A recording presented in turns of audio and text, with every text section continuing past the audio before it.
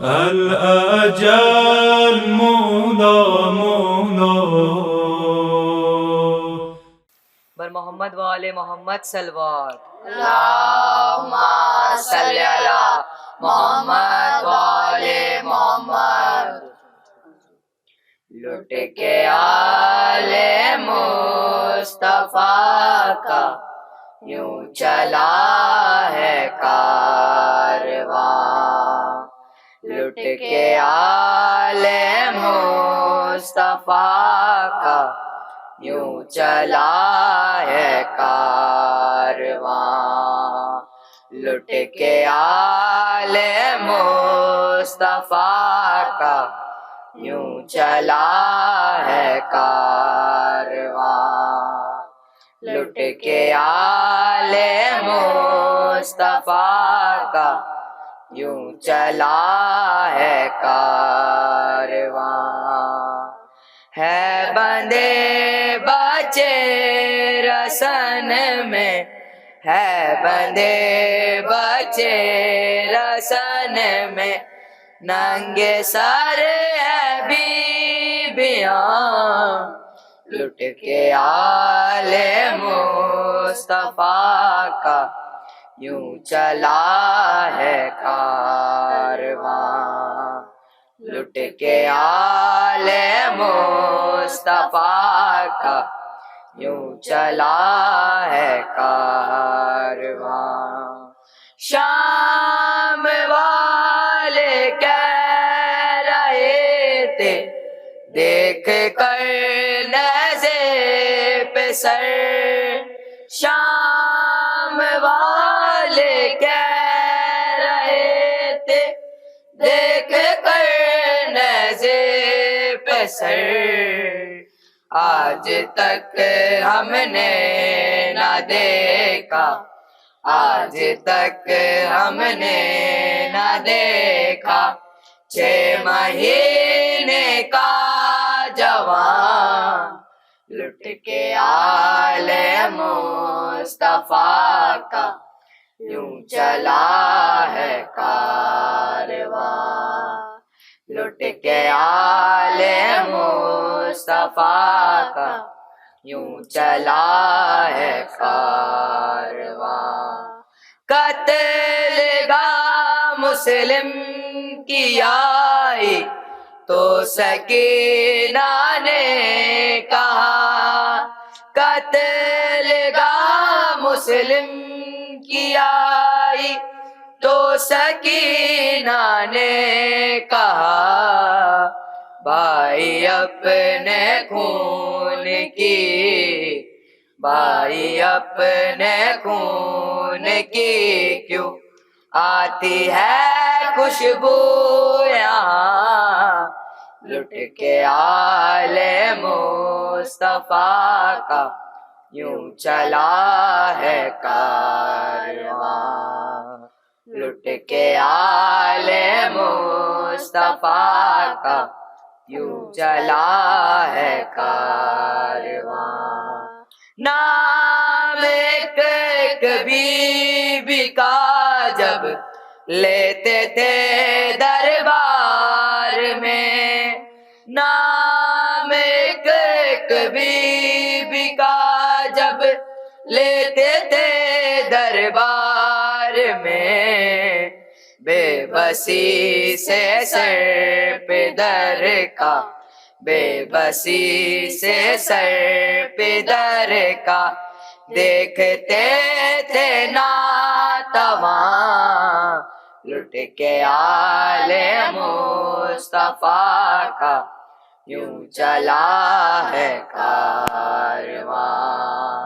لٹ کے آل مصطفیٰ کا یوں چلا ہے کارواں. اتنا زینب کو بتا دو آ کے اے عباس تم، اتنا زینب کو بتا دو آ کے اے عباس تم. لیلا و رباب کو، لیلا و کو کس دل سے باندھو راسیاں، لٹ کے آل مصطفیٰ کا یوں چلا ہے کارواں، لٹ کے آل مصطفیٰ کا یوں چلا ہے کارواں، بے بسی آل نبی کی تھی تماشا شام میں، بے بسی آل نبی کی تھی تماشا شام میں، پتھروں سے زخم جب، پتھروں سے زخم جب ہوتی نبی کی بیٹیاں، لٹ کے آل مصطفیٰ کا یوں چلا ہے کارواں، لٹ کے آل مصطفیٰ کا یوں چلا ہے کارواں، ہاتھ کانوں سے اٹھاتی جوڑتے رکھتے کبھی، ہاتھ کانوں سے اٹھاتی جوڑتی رکھتی کبھی، مار کر منہ پہ تماچے، مار کر منہ پہ تماچے، نوچ لی ہے بالیاں، لٹ کے آل مصطفیٰ کا یوں چلا ہے کارواں، لٹ کے آل مصطفیٰ کا یوں چلا ہے کارواں، مار کر شبیر کے لب پہ چھڑی حاکم کہے، مار کر شبیر کے لب پہ چھڑی حاکم کہے، انہی ہونٹوں نے تھی چوسی، انہی ہونٹوں نے تھی چوسی، کیا محمد کی زبان، لٹ کے آل مصطفیٰ کا یوں چلا ہے کارواں، لٹ کے آل مصطفیٰ کا یوں چلا ہے کارواں، روتی تھی نادر سکینہ کہہ کے بابا رات بھر، روتی تھی نادر سکینہ کہہ کے بابا رات بھر، زخم کانوں کے اسے، زخم کانوں کے اسے جب درد کی دلوریاں، لٹ کے آل مصطفیٰ کا یوں چلا ہے کارواں، لٹ کے آل مصطفیٰ کا یوں چلا ہے کارواں، بر محمد وآل محمد صلوات، اللہم صلی علی محمد وآل محمد عجل فرجہم۔ لا حول ولا قوة الا باللہ العلی العظیم۔ اعوذ باللہ من الشیطان الرجیم، بسم اللہ الرحمن الرحیم، الحمد للہ رب العالمین، وصلی اللہ علی محمد وآلہ الطیبین الطاہرین، ولعنۃ اللہ علی اعدائہم اجمعین من یومنا ھذا الی قیام یوم الدین۔ رب اشرح لی صدری ویسر لی امری واحلل عقدۃ من لسانی یفقہوا قولی، اما بعد فقد قال سبحانہ تبارک وتعالی فی کتابہ المجید وفرقانہ الحمید وقولہ الحق، بسم اللہ الرحمن الرحیم، یا ایھا الذین آمنوا اتقوا اللہ وابتغوا الیہ الوسیلہ وجاہدوا فی سبیلہ لعلکم تفلحون۔ اللهم صل على محمد وآل محمد وعجل فرجهم۔ عزیزان محترم، یہ اس خمسے کی آخری مجلس جو بعنوان توسل ہو رہی تھی، اور جس میں عنوان اس آیت کو قرار دیا گیا کہ اللہ مومنین کو مخاطب کر کے کہہ رہا ہے کہ یا ایھا الذین آمنو، اے ایمان والو، اتقوا اللہ، تقوی الہی اختیار کرو، وابتغوا الیہ الوسیلہ، اور اس کی بارگاہ میں وسیلہ اختیار کرو۔ شروع کی مجلس میں نے اشارہ کیا تھا اس بات کی طرف کہ انسان کو اللہ نے دو حصوں سے بنایا ہے، مادی اور معنوی، اور یہ دونوں نعمتیں اللہ کی طرف سے ہیں جو اس کو جسم اور روح کے عنوان سے اللہ نے اس کو خلق کیا، اور دونوں کی ضرورتیں ہیں۔ دونوں کی ضرورتیں اللہ نے خلق کیا، اللہ پوری کرے گا، اور اس کو پورا کرنے کے لیے اللہ نے جو وسائل خلق کیے ہیں، ہم کو ان وسائل کے ذریعے سے استفادہ کرنا ہے اور توسل کرنا ہے، مگر شرط یہ ہے کہ ہم انہی چیزوں سے توسل کریں جن کو اللہ نے لائق توسل بنایا ہے، قابل توسل بنایا ہے، اور جائے کہ ہماری روحانی ترقی ہو، روحانی مشکلات ہو، بارگاہ الہی میں ہم کو جو بھی پیش کرنا ہے، چاہے مشکلات کو رفع کرنے کے لیے، چاہے ہدایت کے لیے، چاہے مادی ہو چاہے معنوی ہو، ہر اعتبار سے ہم کو بارگاہ الہی سے ہی حاصل کرنا ہے، اور اس کی بارگاہ سے ہی ہم کو طلب کرنا ہے، اور اس کی بارگاہ میں سے طلب کرنے کے لیے ہمارے لیے جو اللہ نے وسیلہ قرار دیا ہے، پچھلی مجلس میں یہاں تک بات پہنچی تھی کہ بہترین وسیلہ، سب سے اچھا وسیلہ اہل بیت علیہم السلام ہیں، اور بالخصوص اس میں امام وقت، آپ ان کو بلا سکتے ہیں، ان کو استغاثہ کر سکتے ہیں، ان سے مدد طلب کر سکتے ہیں، اور جن لوگوں نے اہل بیت علیہم السلام کی تعلیمات کی بنیاد پر طلب کیا ہے ان کو مدد ملی ہے۔ اور خاص کر جب ہم اس بات کے قائل ہیں کہ ہمارے امام موجود ہیں، امام اس دنیا میں ہیں، تو امام اس دنیا میں کیوں ہے؟ تاکہ فیوضات الہی اللہ کی طرف سے اس دنیا کو میسر ہوتی رہے ہر اعتبار سے۔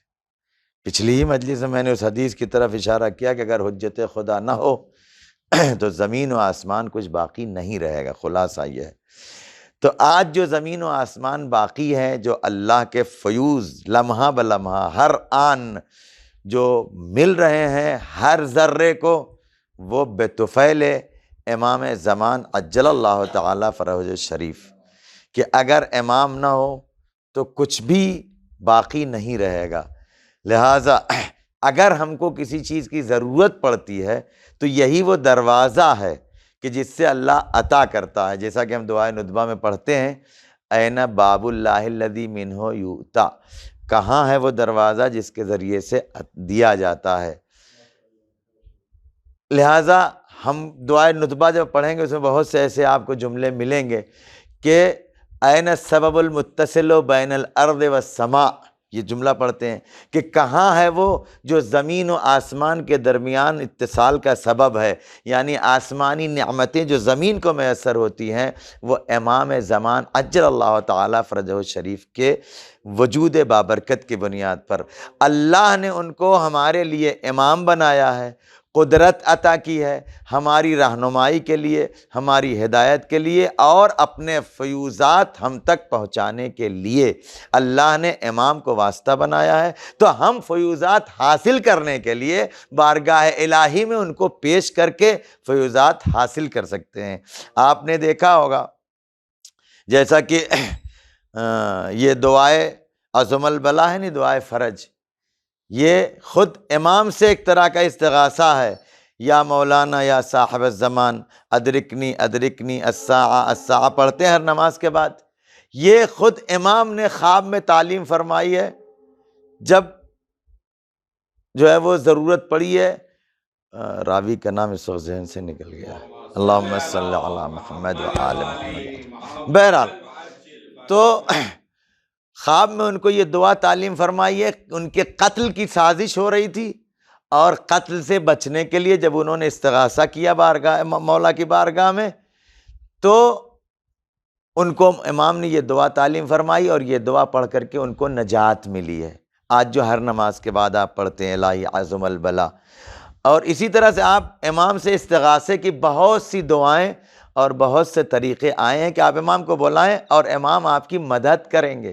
اور ہر زمانے میں، ہر امام کے زمانے میں آپ معجزہ دیکھیں، جب بھی اپنے وقت کے امام کے سامنے جو جاتا تھا اس کی حاجت امام کے ذریعے سے پوری ہوتی تھی، چاہے مادی ہو چاہے معنوی ہو۔ البتہ یہ ہے کہ خود اس کے اندر، پچھلی مجلس یاد، اس کے اندر بھی ایکسیپٹ کرنے کی صلاحیت ہونا چاہیے، یہ چیز یاد رہنا چاہیے ہمیشہ۔ یہ نہ ہو، ہمارے اندر سب سے بڑا پرابلم کیا ہے کہ عادت بن گئی ہے کہ اپنی غلطی کو تسلیم نہیں کرتے، اور یہ فطرت بن گئی ہے کہ اپنی غلطی کو کوئی تسلیم نہیں کرتا، اپنی کمی کی طرف ہم نہیں توجہ کرتے، یہاں تک کہ یہ عادت بنتے بنتے اللہ امام تک بھی پہنچ گئی کہ ہم مانگ رہے ہیں مل نہیں رہا ہے، تو شکوہ کس بات کا ہوتا ہے؟ نہ ملنے کا، اور اپنی خوبی کیا بیان ہو رہی ہے؟ ہم مانگ رہے ہیں۔ اب اس دونوں کو میں اتنی نماز پڑھ رہے ہیں، اتنی دعا کر رہے ہیں، اتنا استغاثہ کر رہے ہیں، اس کے بعد بھی پورا نہیں ہو رہا ہے۔ اب اس صورت میں ہماری کنڈیشن کیا ہوتی ہے عام طور سے؟ کہ ہم مانگ رہے ہیں، وہاں سے مل نہیں رہا، بے چینی ہے۔ یہ ہماری جو روزمرہ کی عادت ہے نا کہ اپنی غلطی کی طرف توجہ نہیں دیتے، یہ بڑھتے بڑھتے وہاں تک پہنچ گئی کہ اب اللہ کے ہاں بھی ہم تو دعا مانگ رہے ہیں لیکن وہاں سے نہیں مل رہا ہے۔ اگر ہماری عادت یہ ہوتی کہ جب بھی کوئی کام نہیں ہو رہا ہے تو ہمارے اندر کیا کمی ہے اس کو اگر تلاش کرتے تو پھر اس نوبت تک نہ پہنچتے۔ دیکھیے ہم کو نہیں معلوم ہے کیا ہے، مانگ رہے ہیں اللہ دے نہیں رہا ہے۔ اگر پلٹ کے دیکھیں تو یہ دیکھنا چاہیے کہ ہم مانگ رہے ہیں، ہم مانگنے کے لائق ہیں؟ ہماری زبان میں غیبتوں کی بنیاد پر اثر ختم تو نہیں ہو گیا؟ ہماری غذا کا اثر تو ہمارے اندر نہیں آیا؟ کہیں ہم نے حرام غذا تو نہیں کھائی ہے؟ دیکھیے حرام غذا کا اثر اتنا ہوتا ہے کہ آپ کچھ بھی کریں آپ کے اندر اثر ختم ہو جائے، اثر پذیری جو ہے وہ ختم ہو جاتی ہے۔ آخر کربلا میں امام حسین علیہ السلام، ہم اور آپ تو مولوی کی نصیحت سنتے ہیں نا، کربلا میں عمر سعد کی فوج جو ہے وہ ڈائریکٹ امام کی نصیحتیں سن رہی تھی، ڈائریکٹ امام کی نصیحتیں سننے کے بعد بھی اثر نہیں ہو رہا تھا، لیکن جن کے اوپر اثر ہونا ہوا بھی، جناب حر واپس آئے، لیکن جن لوگوں کے اوپر اثر نہیں ہو رہا تھا نا اس کی بھی وجہ بتائیے امام نے کہ تمہارے شکم حرام غذاؤں سے بھرے ہوئے ہیں، تو جو نصیحت کا اثر نہیں ہو رہا ہے، امام کی ہدایت کا اثر نہیں ہو رہا ہے، تو وجہ کیا ہے؟ امام کے کلام، دیکھیے ہم مولوی کی بات کا اثر نہیں ہو رہا ہے تو ہو سکتا ہے کہ ہم مانیں، کیونکہ کان میں سننے کی صلاحیت اور زبان میں کہنے کی صلاحیت اور بات کو دل میں اترنے کی ہمارے اور آپ کے درمیان تو یہ کہا جا سکتا ہے کہ دونوں طرف سے ہونا چاہیے۔ ہماری زبان اتنی پاک ہو کہ اس کا اثر آپ کے اوپر ہو، اور آپ کا قلب اتنا پاک ہو کہ وہ جو ہے اچھی باتوں کو قبول کرے۔ یہ مولانا اتنی نصیحت کر رہے ہیں، پبلک کے اوپر اثر نہیں ہو رہا ہے، کیوں؟ ہو سکتا ہے کہ مولانا کی زبان میں اثر ختم ہو گیا ہو۔ اتنی نصیحت کر رہے ہیں، لوگوں کے اوپر اثر نہیں ہو رہا ہے، ہو سکتا ہے کہ لوگوں کے دل میں جو ہے وہ اچھی بات قبول کرنے کا اثر ختم ہو گیا ہو سکتا ہے۔ یہ حرام غذا کا اثر زبان پہ بھی پڑتا ہے، کان پر بھی پڑتا ہے۔ حرام کھائیں گے تو زبان سے بھی اثر ختم ہو جائے گا، حرام کھائیں گے تو دل سے بھی اثر ختم ہو جائے گا، اثر قبول نہیں ہوگا۔ لیکن جب امام نبی، امام رسول، قرآن، آیت، اللہ یہ جب کہہ رہے ہوں تب تو ادھر سے تو طے ہے خدا نخواستہ یہاں سے تو آپ نہیں توجہ کر سکتے کہ اثر نہیں ہے زبان میں، کلام میں، اب صرف ایک چیز بچی ہے کہ ادھر چونکہ اثر اس قابل نہیں ہے کہ وہ اثر کو قبول کریں، اسی لیے روایت میں ہے کہ امام نے فرمایا کہ تمہارے شکم حرام غذا سے پر ہیں، اس لیے اثر نہیں ہو رہا۔ لہذا عام طور سے ہمارا عالم کیا ہے کہ ہم کو جو کچھ بھی بتایا گیا ہے کرتے ہیں، اثر نہیں ہوتا، تو الٹا شکوہ ہوتا ہے کدھر سے؟ کیا اتنی دعا کر رہے ہیں قبول نہیں ہو رہی ہے، اتنے وسیلے دے رہے ہیں قبول نہیں ہو رہی ہے۔ جس دن یہ عادت ہماری ختم ہو گئی کہ ہم سامنے والے کی غلطی، مثلا روزمرہ کی زندگی میں سامنے والی غلطی دیتے دیتے نوبت یہاں تک پہنچی کہ اب زبان سے کہہ تو نہیں رہے لیکن انداز سے دیکھیے پتہ چل رہا ہے۔ جس دن ہم نے کہا اتنی نماز پڑھی مگر دعا قبول نہیں ہو رہی ہے، آغا جان ہمارا اور آپ کا کام استغاثہ کرنا، فریاد کرنا، دعا مانگنا، یہ ہمارا کام ہے، قبول کرنا اس کا کام ہے۔ ہمیں توجہ کدھر دینا ہے؟ اپنے کام کی طرف۔ ہم اپنے کام کی طرف توجہ نہیں دے رہے ہیں، ادھر قبول نہیں ہو رہی، ادھر کی طرف توجہ ہے۔ جتنی توجہ ہم کو ادھر ہے نا کہ قبول نہیں ہو رہی ہے، اگر اپنی طرف توجہ ہو جاتی تو شاید جو ہے وہ جو موانع ہیں قبول ہونے کے، جو دعا اور وسیلہ قرار دینے میں جو ہمارے رکاوٹیں ہیں اس کو ہم دور کر لیتے، لیکن ہم رکاوٹوں کی طرف توجہ نہیں دے رہے ہیں، شکوہ ادھر سے ہو رہا ہے کہ وہاں سے دعا قبول نہیں ہو رہی ہے، ہم اتنی فریاد کر رہے ہیں سنا نہیں جا رہا ہے۔ لہٰذا اس کے لیے ہم کو خود کو بھی اپنے آپ کو تیار کرنا ہے تاکہ ہم وہ مدد اس وسیلے سے حاصل کر سکیں جس سے ہم کو پہنچنا ہے۔ جیسا کہ پچھلی مجلس میں نے اشارہ کیا اس بات کی طرف کہ اگر ہمارے اندر وہ صلاحیت اور وہ نہیں پیدا ہوئی جس کی بنیاد پر ہم ادھر سے استفادہ کر سکیں، تو یہی سب قرآن پڑھ کے ہدایت بھی پاتا ہے انسان، قرآن پڑھ کے گمراہ بھی ہو جاتا اگر پاک نہیں ہے تو۔ آپ کے زمانے میں بھی ہے نا، آپ کے زمانے میں لکھنؤ، میں نام نہیں لیتا ان سبوں کا، مذہبی زبان نجس کرنا، وہ قرآن پڑھ کے گمراہ ہوا بقول اس کے۔ قرآن نہ پڑھتا تو شاید اس کو وہ گمراہ نہ ہوتا، قرآن پڑھ کے گمراہ ہوا ہے، کہہ رہا 26 آیتیں اس میں قرآن کی نہیں ہیں۔ سنا ہے نا یہ سب واقعہ، تازہ اس زمانے کا ہے۔ تو چونکہ ظرف صحیح نہیں، کھا لیا اتنا وقف کا، یہ غذا کا اثر ہے، وقف جو تھا اس کو اتنا کھا لیا کہ اس کا دین ایمان سب چلا گیا، تو اپنے اندر جو اثر ختم ہو گیا۔ لہٰذا جب ہم توسل اور دعا اور بارگاہ الہی میں استغاثہ، بارگاہ امام میں استغاثہ، فریاد، دینی ضرورت، دنیاوی ضرورت، ہر، کیونکہ سب کچھ تو اللہ کی طرف سے ہے نا۔ بعض اوقات لوگ کہتے ہیں کہ یہ دنیاوی چیز کیا مانگنا، نہیں، اللہ کی بارگاہ میں، امام کی بارگاہ میں کپڑا مانگیے، مکان مانگیے، پیسہ مانگیے، دنیا کی ساری نعمتیں حلال طریقے سے مانگیے، یہ سب اللہ نے ہمارے لیے ہی پیدا کیا۔ صحت مانگی، دنیا کی جتنی نعمتیں ہیں سب آپ حلال طریقے سے، سب آپ کے لیے۔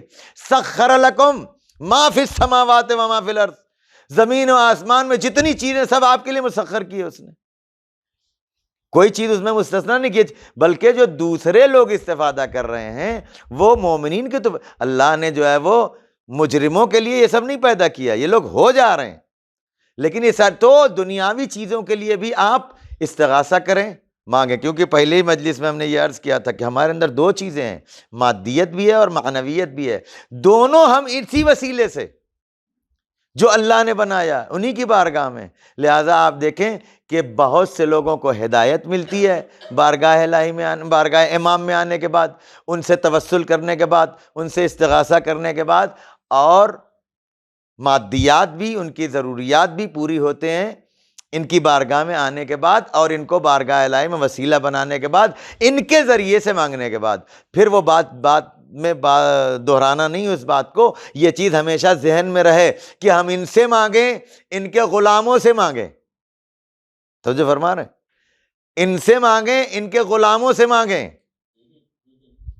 توجہ۔ مثال کے طور پر اگر ہم حبیب ابن مظاہر کی بارگاہ میں بھی جا رہے ہیں، اگر حرم امام حسین علیہ السلام میں وہاں مانگ رہے ہیں، ان سے مانگ رہے ہیں، تب بھی اس کا مطلب یہ نہیں ہے کہ یہ لائن ہٹی ہوئی ہے، ان سے مانگیں، ان کے چوکھٹ سے مانگیں، ان کے در سے مانگیں، ان کے غلام سے مانگیں، سب جا کر کے ملتا ہے کہاں؟ خدا سے۔ ان سے ہٹ کے کچھ بھی نہیں، یہ تصور رہنا چاہیے، اور ہے ہمارا تصور یہی ہے۔ جن لوگوں کو نہیں سمجھ میں آتا ہے وہ یہ کہتے ہیں کہ یہ شرک ہو گیا، نہیں، یہی عین توحید ہے۔ یہ ساری چیزیں میں پہلے آپ کے حضرات کی خدمت میں گزارش کر چکا ہوں۔ آج میں صرف اتنا بتانا چاہتا ہوں کہ جو وقت کا امام ہے اس کی بارگاہ میں ہم یہ ساری چیزیں جو ہے وہ مانگ سکتے ہیں، طلب کر سکتے ہیں، چاہے دنیاوی مشکل ہو چاہے دینی مشکل ہو۔ جیسے ابھی میں نے جو ہے وہ اس کے بارے میں بتایا، جو اس کے دعائے فرج کے آنے کا جو سبب ہے کہ انہوں نے جب مانگی، فرار کیا انہوں نے موت سے، اور بارگاہ امام میں جب استغاثہ کیا تو امام نے یہ دعا ان کو تعلیم دی اور اس کے ذریعے سے ان کو نجات ملی ہے۔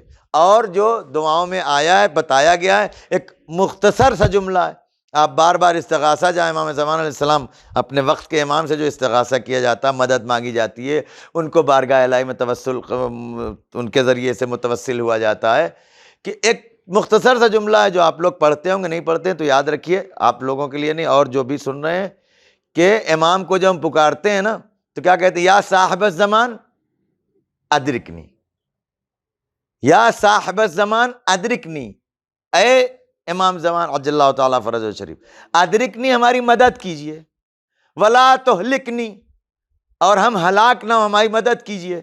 یہ بہت آسان دو جملہ، آپ جب بھی کوئی مشکل ہو آپ یہ دو جملہ بارگاہ امام میں آپ پیش کیجئے اور دیکھیں امام آپ کی مدد کیسے کرتے ہیں۔ اب وقت نہیں ہے اس بات کا، بہت سے واقعات، اور ہر انسان اس کو تجربے میں لا سکتا ہے۔ آپ مشکل وقت میں اپنے امام سے استغاثہ کیجئے، بلائیے، ان کے بارگاہ میں اپنی حاجت پیش کیجئے، دیکھیے وہ چونکہ وہ حجت خدا ہیں، ولی خدا ہیں، ولی امر ہیں، ان کے ذریعے سے اللہ عطا کرتا ہے، ان کی بارگاہ میں ہم پیش کریں گے، اللہ ہمیں عطا کرے گا۔ اور بہت سے ایسے افراد ہیں کہ جب بھی ان کو مشکل، آج آپ کیا سمجھ رہے ہیں؟ آج جو دنیا باقی ہے، آج جو مذہب باقی ہے، آج جو حق باقی ہے، یہ ہمارے اور آپ کے کارناموں کی وجہ سے باقی ہے؟ نہیں، آج جو دین باقی ہے، دنیا باقی ہے، یہ امام کے وجود کی بنیاد پر باقی ہے۔ سبحان اللہ، سبحان اللہ۔ اور ہم کو اگر ترقی کرنا ہے تو ان کی بارگاہ میں متوسل ہونا ہے۔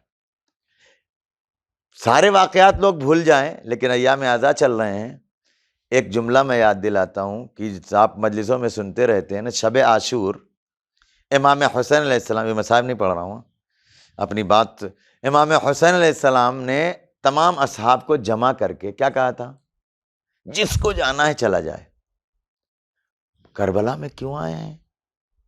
یہ تو آج بھی سب لوگ کہتے ہیں نا، امام حسین علیہ السلام کربلا میں آئے، اپنی قربانی پیش کی، کس لیے؟ دین کی بقا کے لیے۔ اور آج تک جو دین باقی ہے، جو دین بچا ہے، وہ امام حسین علیہ السلام کی قربانی کی بنیاد پر ہے۔ اور وہاں جتنے، ایک تو 70-72 لوگ کل ہیں، 72 شہداء ہیں، کچھ مختصر سے لوگ ہیں، ان میں بھی شام کو، رات کو جب شب عاشور آئی تو آپ نے چراغ گل کر کے کیا کہا؟ جس کو جانا ہے چلا جائے۔ آپ دین بچانے آئے ہیں، آپ کے جو مختصر سے ساتھی ہیں ان سے بھی کہہ رہے ہیں چلے جائیں۔ مطلب کیا ہے؟ مطلب یہی ہے کہ رہتی دنیا تک امام اعلان کر رہے ہیں کہ دین کو بچانے کے لیے امام کو کسی کی ضرورت نہیں ہے، اکیلا وجود امام دین کو بچانے کے لیے کافی ہے۔ آپ کو اگر اپنا دین بچانا ہے تو ان کی بارگاہ سے متوسل ہونا پڑے گا، آپ ان کی بارگاہ میں حاضر ہو اور اپنے آپ کو بچائیں، جیسے حر نے بچایا گمراہ ہونے کے بعد۔ نہیں تو جو حشر عمر سعد اور شمر کا ہوا وہی نعوذ باللہ حر کا بھی ہوتا، اگر در امام پر نہ آتے۔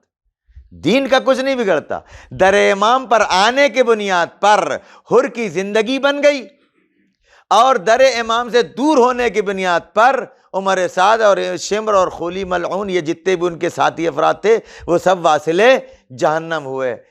تو امام کا کچھ نقصان فائدہ نہیں ہے۔ آپ کو ان کے در سے مشکل وقت میں بھی آپ ان کی خدمت میں حاضر ہوئیے، دیکھیے امام کس طرح سے آپ کی مدد کرتے ہیں۔ یہ ہماری کمی ہے کہ جو ہم امام کو اپنے بھولے رہتے ہیں، اور جس کو اللہ نے سبب بنایا ہے ساری نعمتوں کا، جس کو ذریعہ بنایا ہے، اس کو چھوڑ کے ظاہری چیزوں کی طرف ہم اس طرح سے غرق ہو جاتے ہیں کہ اصل سبب جو اللہ کی نعمتوں کے پہنچنے کا ہے اس کی بارگاہ میں حاضری نہیں ہوتی۔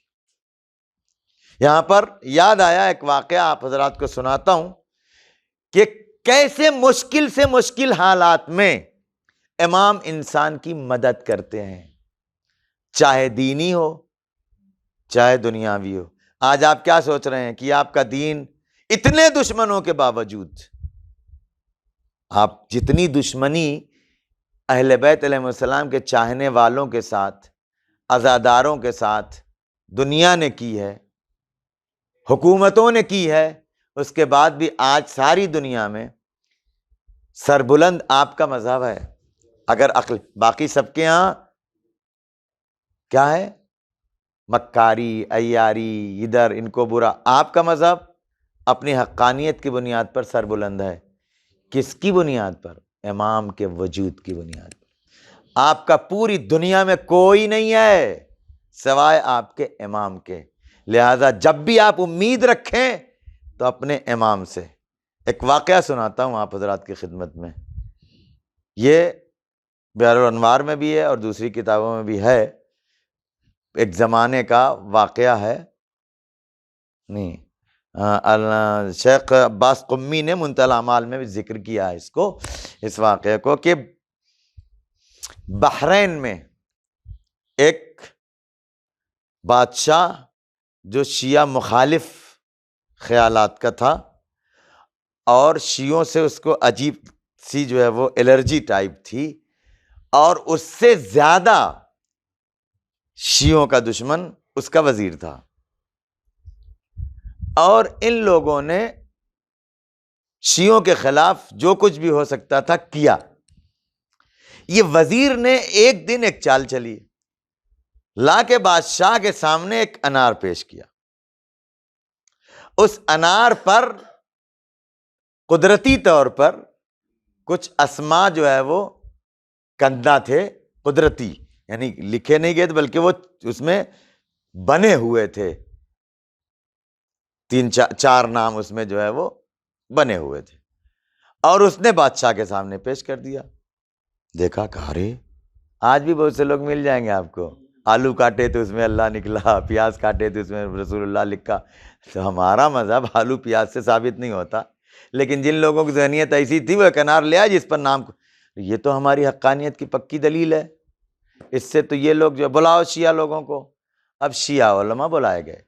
بادشاہ نے کہا کہ دیکھیے یہ انار ہے اور اس پر جو ہے یہ چار نام کھدے ہوئے ہیں، یہ اس بات کی دلیل ہے کہ ہمارا مذہب حق ہے اور آپ لوگ باطل پر ہیں۔ آپ کے لیے تین راستے ہیں، یا تو آپ اس کا جواب دیجئے، یا تو آپ کی گردن اڑا دی جائے گی،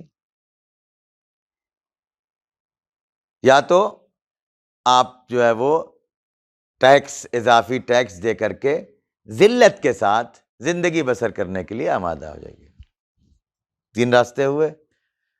اب یہ لوگ وہ دیکھ کر کے گھبرا گئے، پریشان۔ انہوں نے کہا اچھا بادشاہ ہم کو 3 دن کا ٹائم دو، ہم لوگ جواب لے کر کے آتے۔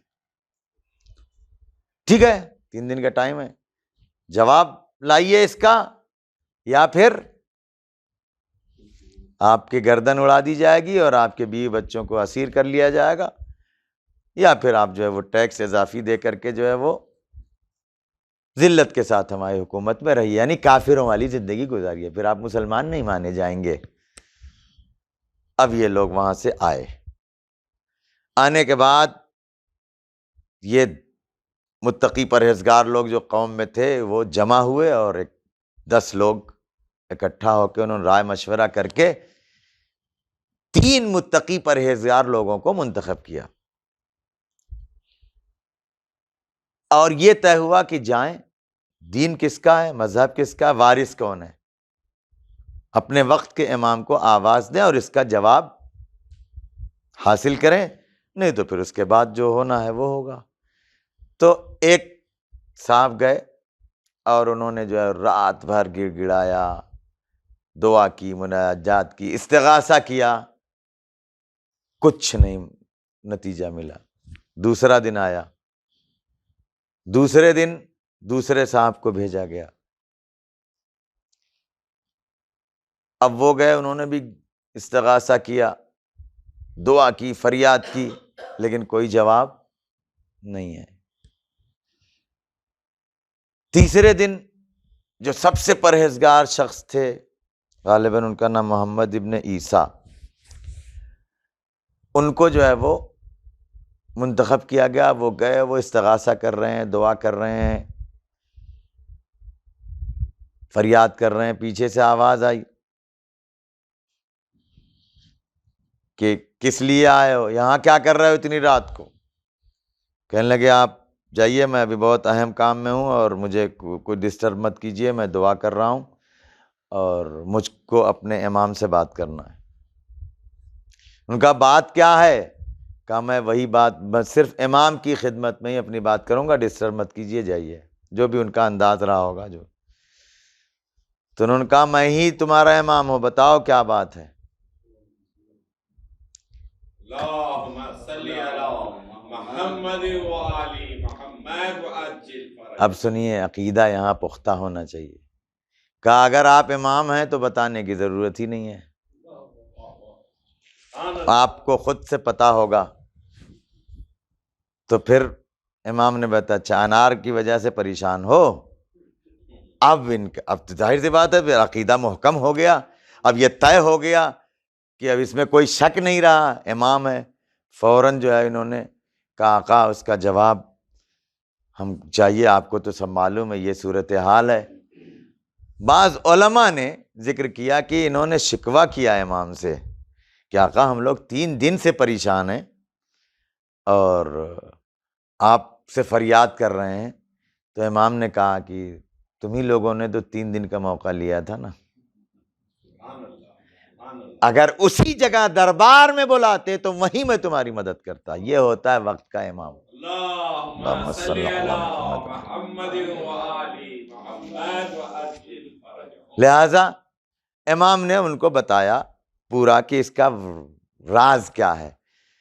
کہا دیکھو معاملہ یہ ہے کہ یہ انار جب چھوٹا سا تھا تو اس وزیر نے سازش کے تحت ایک سانچہ بنوایا اور اس سانچے پر یہ نام کندہ کرائے الٹے، اور اس کے بعد جب چھوٹا تھا تو اس پر اس کو 2 حصے میں کر کے اس کو اس پہ باندھ دیا، اور پھر جب یہ انار دھیرے دھیرے بڑا ہوا تو یہ اس پر جو کندہ تھا نام وہ اس پر جو ہے وہ بنتا گیا اور چھپتا گیا۔ اس وجہ سے جب اس کو کھول کے نکالا بڑے ہونے کے بعد تو یہ اسماء اس پر ایسا لگ رہا ہے جیسے قدرتی طور پر لکھے ہوئے ہیں۔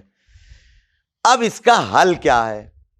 کہا اب تم کو بتا رہا ہوں، تم جب یہاں سے جانا تو فوراً یہ کہنا، پہلے یہ کہنا کہ بھائی جواب مل گیا اور ہم جواب دیں گے، لیکن وزیر کے گھر میں چل کے دیں گے۔ جب وزیر کے گھر میں جاؤ گے تو اس کے اس طرف ایسا کمرہ ہے، اس کمرے میں اس طرح کی الماری ہے، اس الماری میں ایک تھیلی ہے، اس تھیلی میں یہ سانچہ رکھا ہوا ہے۔ دیکھو جب تم اس کے ساتھ گھر میں جاؤ گے تو وزیر پہلے کمرے میں جانے کی کوشش کرے گا، لیکن تم اس کو کمرے میں جانے مت دینا، بادشاہ سے کہنا ہم اس کمرے میں ہی چل کے جواب دیں گے، اور پھر جب وہ تھیلی ملے گی تو وہاں تم کو یہ سانچہ مل جائے گا، تم یہ دکھا دینا۔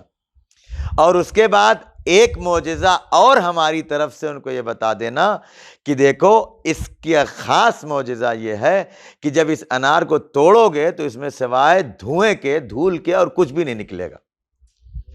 اب وہ آئے تو انہوں نے جا کے بادشاہ سے کہا، تیسرا دن ہو گیا، کہا کہ جو ہے وہ وقت وہ ہے، جواب آ گیا، مل گیا ہم کو، لیکن یہ جواب ہم وزیر کے گھر میں دیں گے۔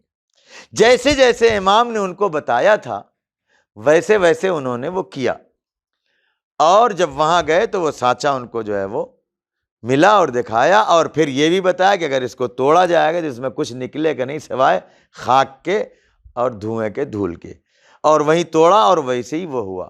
اب وہ بادشاہ پریشان ہے کہ آپ یہ بتائیے کہ آخر یہ آپ کو معلوم کیسے ہوا؟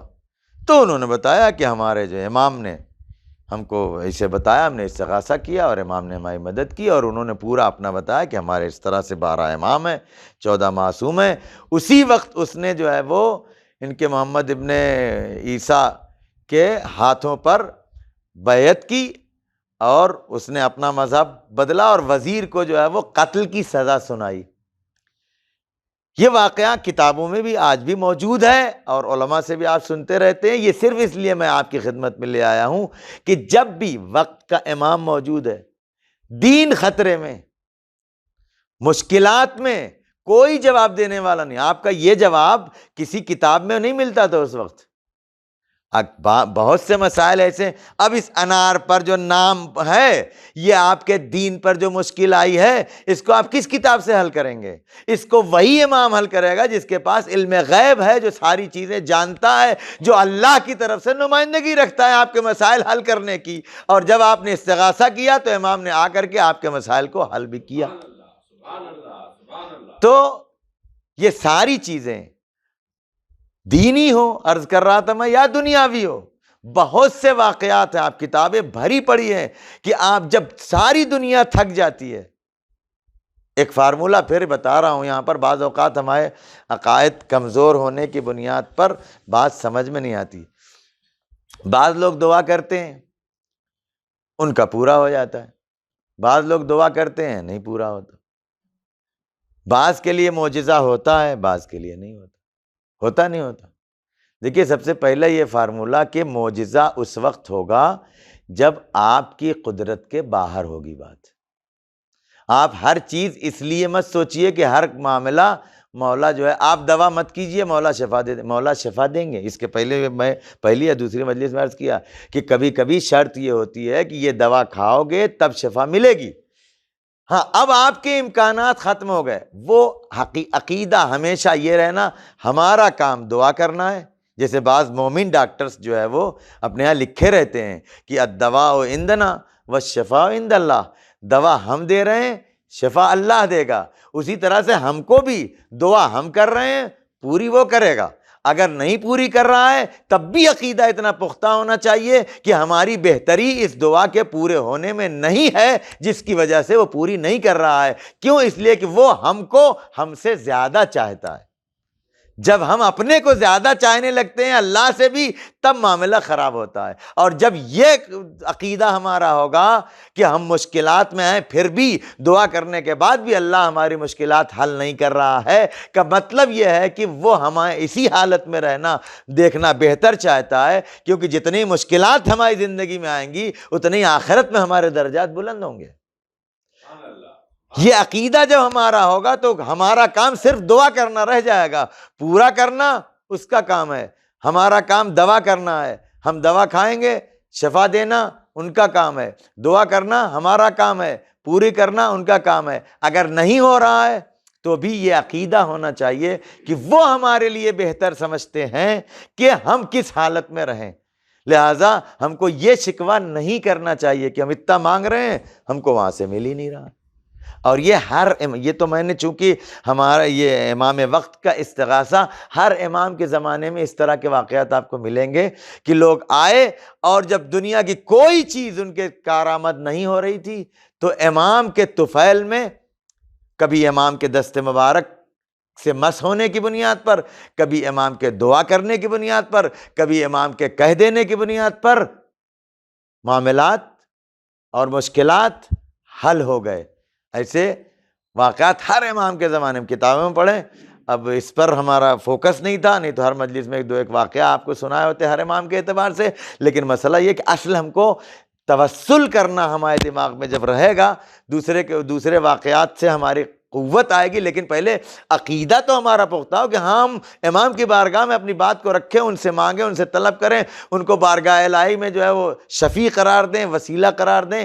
اور یہ پیغمبر کے زمانے سے لے کے ہر امام کے زمانے میں۔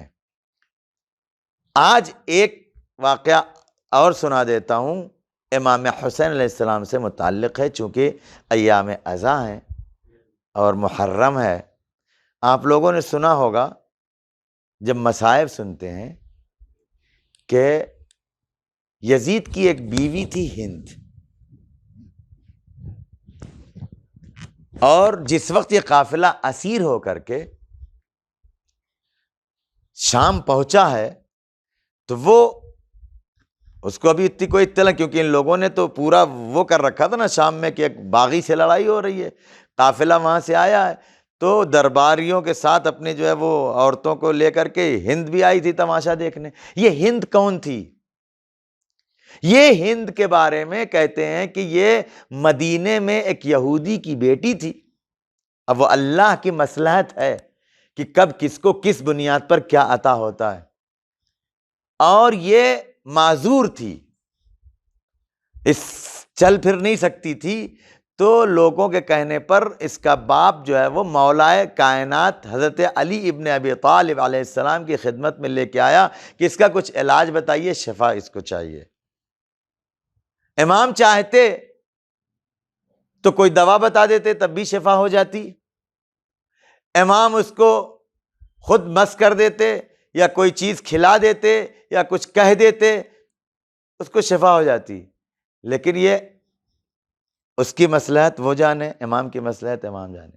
کیا کیا جو روایتوں میں ہے، امام نے ایک تشت منگایا، ٹب ٹائپ، جس میں پانی بھرا، اس کے بعد امام حسین علیہ السلام کو بلایا اور امام حسین علیہ السلام سے کہا اس پانی کو مس کر دو، اور پھر وہ پانی دیا، اس کو جا کے کہا کہ اپنی بیٹی کو اس پانی سے جو نہلا دو، اور یہ امام حسین علیہ السلام کے ہاتھوں سے مس شدہ پانی جب اس ہند کو اس سے نہلایا گیا، اس کو شفا مل گئی۔ یہ ہے توسل امام کے ذریعے سے۔ اب جب اس کو شفا مل گئی اور یہ معجزہ دیکھا تو وہ یہودی ایمان لے آیا، اور پھر تربیت کے لیے اپنی بیٹی کو امام کے یہاں کنیزی میں چھوڑ دیا۔ لیکن جب یہ بڑی ہوئی تو حاکم شام نے اس کی شادی اپنے بیٹے یزید سے کر دی۔ اب جب یہ قافلہ اسیر ہو کر کے گیا ہے تو جیسے ہی ہند نے مدینے کا نام سنا ہے، وہ اپنی کرسی سے اٹھ کے کھڑی ہو گئی۔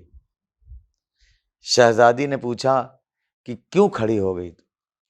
کہا مدینے کے لوگوں کے احترام میں۔ ابھی اس نے پہچانا نہیں ہے، اور عزیزان محترم جس وقت اس نے پہچانا نا کہ یہ کیا ہے، مقاتل لکھتے ہیں، روایات میں ہے کہ اس نے اپنی چادر پھینک دی اور سیدھے یزید کے دربار میں جا کر کے کھڑی ہو گئی، اور یزید نے جیسے ہی دیکھا فوراً گھبرا کے اس نے اپنی ابا اس کے سر پر ڈال دی۔ اس نے کہا تجھے شرم نہیں آتی؟ اپنی بیوی، اپنے گھر کی ناموس کے لیے تجھے اتنی غیرت ہے؟ پیغمبر کی ناموس کو در بدر، دیار بدیار بے مخنو چادر پھرا رہا ہے۔ عزیزان محترم جناب زینب جب داخل ہوئی ہیں شام میں، تو اب اس عالم میں قیدی بنا کر کے اور پھر ان شہزادیوں کو قید خانے میں لے جا کر کے قید کر دیا گیا۔ اس قید خانے کی کیفیت جو بیان کی گئی ہے کہ دن بھر لوگ یہ انتظار میں رہتے تھے کہ نہیں معلوم کب اس کی دیواریں گر جائیں گی اور کب ان کی شہادت کی خبریں آئیں گی۔ عزیزان محترم اس زندان میں اہل حرم کو رکھا گیا، شام کے زندان میں، اور عزیزان محترم اسی لیے جب چوتھے امام علیہ السلام سے پوچھا گیا آپ کے اوپر مصیبت سب سے زیادہ کہاں پڑی، تو آپ نے 3 مرتبہ شام کے لفظ کو دہرایا ہے، الشام الشام الشام۔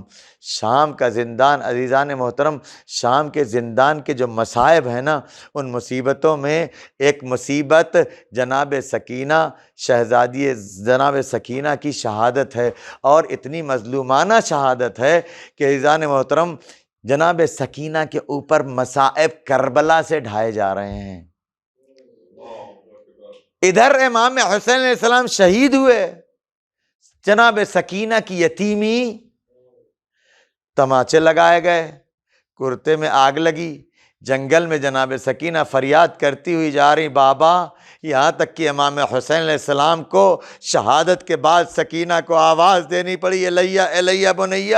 عزیزان محترم، سکینہ کو اذیتیں جناب زینب ہیں، جناب سکینہ کو دلاسا دے رہی ہیں، تسلی دے رہی ہیں، حفاظت کر رہی ہیں، اور شمر ہے اور شمر کے سپاہی ہیں جو جناب سکینہ کو اذیتیں دے رہے ہیں۔ یہ دونوں جو جناب سکینہ کی حفاظت ہو رہی ہے، وہ بھی حسین کی محبت میں بہن بھائی کی اس امانت کی حفاظت کر رہی ہے، اور جو اذیتیں ہو رہی ہیں وہ بھی شمر حسین کی دشمنی میں جناب سکینہ کو اذیتیں دے رہا ہے۔ اس کشمکش کے عالم میں سکینہ کی زندگی کربلا سے کوفہ، کوفے سے شام، اور شام کے زندان تک پہنچی ہے۔ زینب بھائی کی محبت میں بھائی کی اس امانت کی حفاظت کر رہی ہے، شمر حسین کی دشمنی میں سکینہ کو اذیتیں دے رہا ہے۔ زینب سنبھالتے ہوئے بھائی کی اس امانت کو زندان شام تک لے کر کے آئی، لیکن زندان شام میں سکینہ کے اوپر ایسا ظلم ڈھایا گیا کہ سکینہ زندان شام کے بعد پھر واپس مدینے نہ آ سکی۔ زندان شام میں سکینہ نے دنیا کو الوداع کہہ دیا، اور یہ اس وقت ہوا جب سکینہ نے زندان شام میں ایک دن بابا کو خواب میں دیکھا۔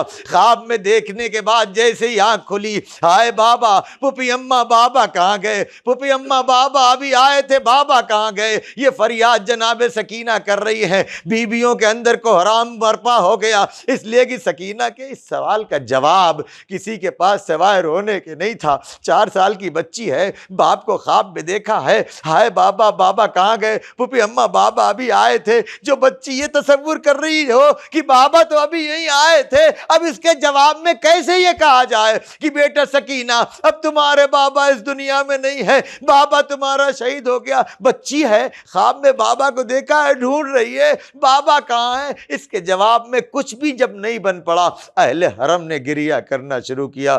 بچی باپ کو یاد کرتی جاتی ہے، اہل حرم کا گریہ بڑھتا جاتا ہے۔ بچی باپ کو پوچھتی جاتی ہے، اہل حرم کے گریہ میں اضافہ ہوتا جاتا ہے، یہاں تک کہ گریہ اتنا بڑھا کہ گریہ کی آواز یزید کے دربار تک پہنچی۔ یزید نے پوچھا آخر اتنے گریہ کا سبب کیا ہے؟ ایک مرتبہ لوگوں نے بتایا بچی نے اپنے باپ کو خواب میں دیکھا ہے، باپ کو ڈھونڈ رہی ہے، فریاد کر رہی ہے، باپ کو پوچھ رہی ہے، کسی کے پاس کوئی جواب نہیں ہے، اس لیے اہل حرم گریہ کر رہے ہیں۔ یزید نے کہا اچھا، بچی نے باپ کو دیکھا ہے، بچی باپ کو یاد کر رہی ہے، لے جاؤ باپ کا سر بچی کے سامنے رکھ دو۔ انصاف سے بتاؤ عزیزان محترم، اگر کوئی بچی اپنے باپ کو یاد کر رہی ہو، اپنے بچے باپ کو بلا رہی ہو، تو ایسی صورت میں کیا بچی کو تسلی دینے کے لیے، بچی کو خاموش کرنے کے لیے آپ کا سر لا کر کے رکھا جائے گا؟ عزیزان محترم، لیکن یزید نے چاہا کہ ہمیشہ کے لیے سکینہ کو چپ کرا دیا جائے،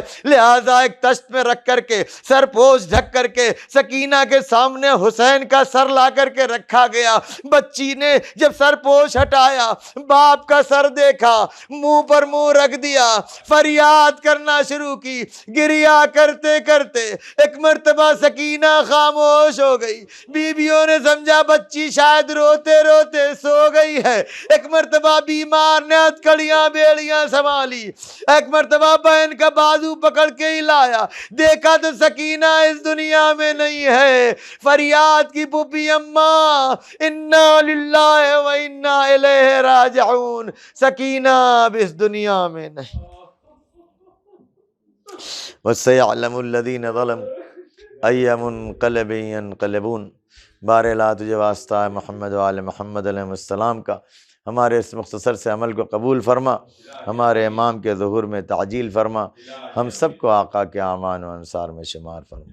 اللہم صل علی محمد وآل محمد وعجل فرجهم